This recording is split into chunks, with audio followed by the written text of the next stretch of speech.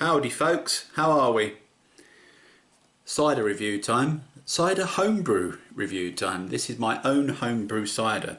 This is a slow cider. When I say slow, I don't mean it took ages to make. I mean it's got sloe fruits in it, sloe berries, and the sloe berries came from a sloe gin that was given to me by my friend Gary. Cheers for that, Gary. I've still got the gin in the cupboard up there. I've taken the sloe berries out and I pipped them, and then I put them into the cider in secondary, and this is the result. So nice fizz on there, that's what I like to see. Give it a pour. Now it's a slight cloudy cider. Obviously it's going to be a little bit cloudy because there were dark sloe berries in there, so I wasn't expecting this to be completely clear. In fact, I was pretty much expecting what I've got here, folks, to be honest with you. It's not too bad, it's a little murky. There's a little bit of head on there, but that's just the way I poured it, I think. So let's give it a little smell.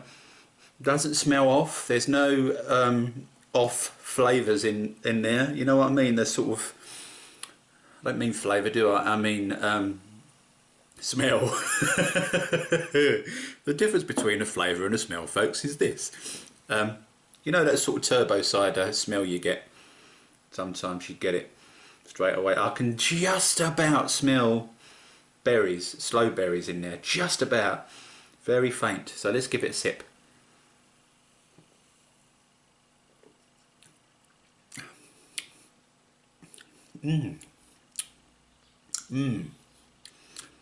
Yeah. You know what? I'm really surprised with this. It tastes like a slow breeze cider. Very happy. That's funny. It's got a little head on it there, isn't it? I don't know why it's got that. Maybe it's the glass. This has just come straight out of the fridge. The glass is obviously from the cupboard. The glass isn't cold. I've not washed the glass out. But carbonation's good. It's quite smooth, as you can see. It's a really smooth cider. A cider with a head, folks. How about that? Look, if I do that, it's even got some lacing in there.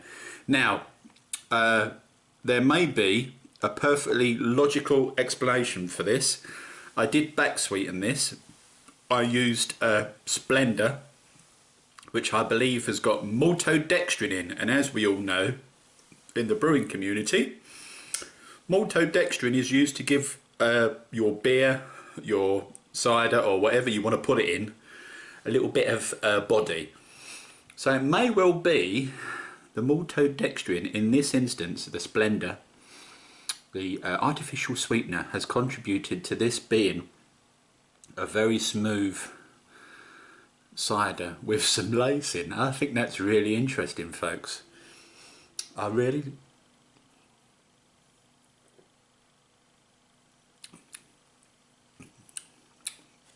Slight bitterness, but not bad at all, you know. This is... If I bought this in a pub, I'd be well happy with that. I would, honestly. Now I know, oh, I went up a bit higher there, didn't I? Now I know I've done this before, folks, but bear with me. I just want to get myself another glass from the cupboard, so I'll be back in a second. Bonjour, I'm back. Now, while the sloe cider with the amazing head, it's bizarre, isn't it? While that's sitting there, what I'm going to do is I'm going to open up 2 bottles. Now I've got a very clear indeed lager, and inside this big bottle here is a Euro lager, and I know I've done reviews on these before, but you know, I like coming back to these because over a prolonged period of time the tastes will change. So what I'm going to do is I'm going to give these a go. They haven't been in the fridge, folks, so I need to be careful when I open these. Not too bad. This is just the normal bog standard lager kit with some of Lakey Bloke additions, you know, the brew enhancer, etc, etc, etc. So I'll just put that down for a minute. This one here, be a bit careful with this one, is the Euro Lager, which we did at the lower temperatures, remember, in the beer fridge. This was brewed at around about 12 degrees, I believe, and then I crashed it. Well, I didn't crash it, did I? Because that assumes you haven't carbon. Look at that, really nice and clear, that golden.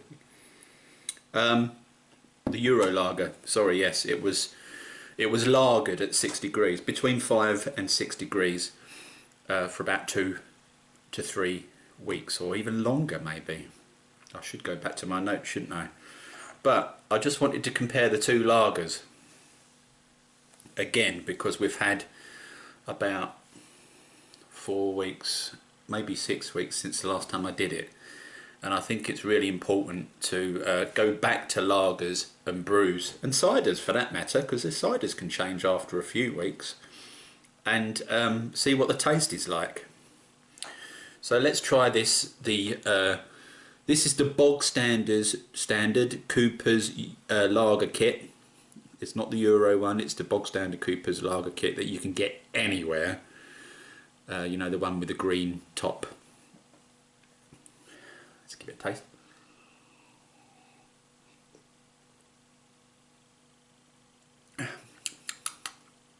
Tastes like a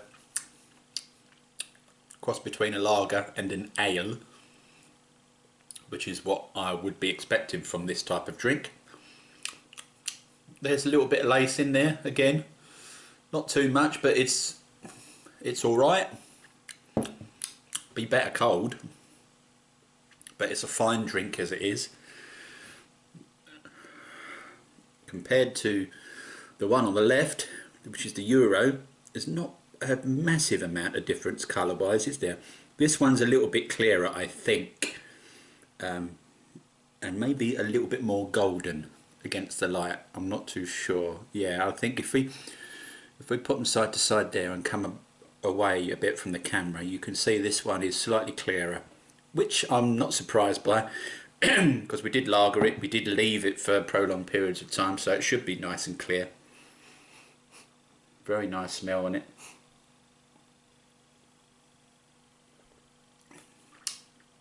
Very clean Euro lager taste as well. This one is better than that one. No surprise really, because this is a proper Euro lager that I did using proper lager temperatures with a proper lager yeast. This is your bog standard Cooper's lager kit done using an ale yeast, so it's going to be slightly different to this one, but you know, I can't fault either of them really, because they're both passable as lagers, and I will drink both of them, folks. I really will. I mean, there's not an awful amount of difference quality wise between the two, other than the Euro one is a bit more crisp and clear, and the bog standard Cooper's lager ale, I say ale because if we know it's an ale yeast, is a little bit more ale-y, which is what you would expect. I can't really explain it any better than that. It tastes a little bit like an ale and a little bit like a lager, where this is completely lagery. This one would be brilliant once I put it in the fridge. I'm definitely going to do another one of these Euro lagers, folks. It's really pleasant, really nice drink, but it's a lot of fiddling about, and you have to wait quite a long time before you can drink it. It probably needs it a little bit longer in the shed, in fact, but I've not got many bottles left. I think I've only got about 6 or 7 bottles of these left. So what can you do? But it's really about the Sloe Cider, folks. I just wanted to squeeze in those two lagers as a sort of a rush job. The Sloe Cider, as you can see, the head's gone on it a little bit now, so it must have been the way I poured it, but even so, you know, it's not a bad drink, folks. It's very berry, very slow berry. How would I score it? I'd give it an 8.5 out of 10, I think. It's not very clear. I could have cold crashed it, or I could have put some finings in there. But the more ciders I do, the more I'm leaning towards not putting any chemicals in these drinks, and that includes things like, you know, like malic acid and additions and stuff. I know some of you guys throw in pectolase and malic acid and tannin as a matter of course because you've read elsewhere that other people do it, and everybody has their own reasons for putting this stuff in, but a lot of people chuck it in because other people do it, and that's how I kicked it off really. There are loose explanations as to why we put tannins in and malic acid in to give it some acidity and acidity rather. Oh, excuse me. Have you noticed the air pollution?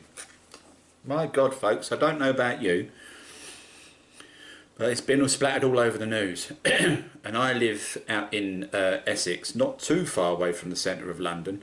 I'm at the end of the district line on the tube, near Upminster in Essex. And these last 2 or 3 days, my sinuses have just basically exploded. And I'm convinced, you know, that it's to do with the pollution in the air. It's just, it's been really a crap few days, to be honest with you.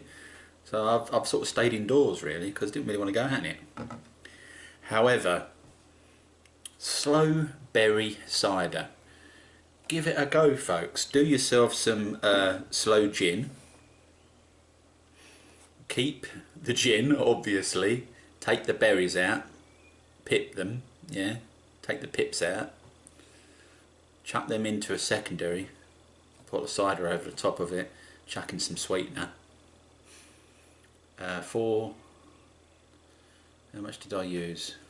4 tablespoons or 4 teaspoons of sweetener, I can't remember now. But I'll dig it out and I'll put the recipe underneath here. It's really rather nice. I'm quite surprised because other ciders I've done with real fruit haven't always turned out brilliant, or even good. You know, I'd settle for good, but this is really rather pleasant, and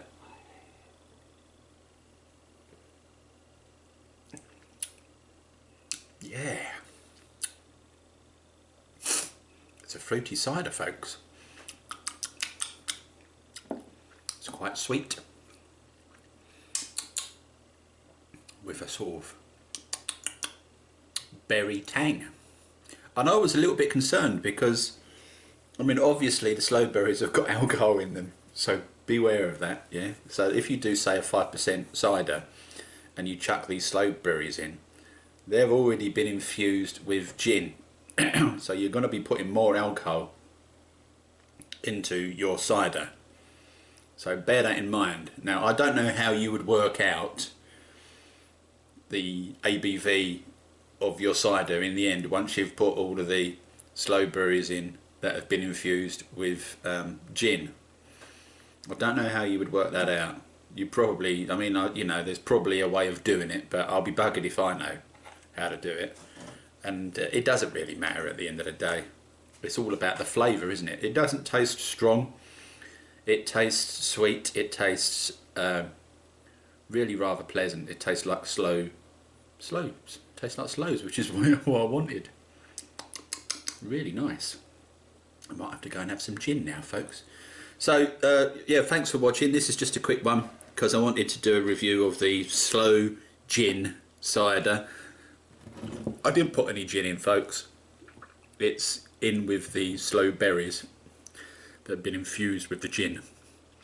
And also, you know, side to side comparison of the lagers. Another quick one really of these two. Just to see if there's any real difference after another 3 or 4 weeks have gone by. The Euro Lager is a more pleasant drink on the palate, but not enough where I would say don't do the normal bog standard Cooper's Lager. If you can't keep your beer fridge at low temperatures, and I'm talking sort of between 10 and 12 degrees, to do the main fermentation and then bring it down a little bit more.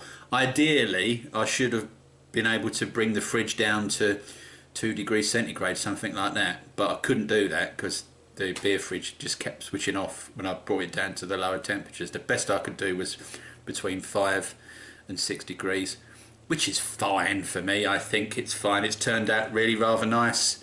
I'm more than happy with it. So there you go, 3 drinks. 1, 2, 3. Guess what I'm going to be doing this afternoon? Have a pleasant afternoon, chaps. See you next time. Ta-da!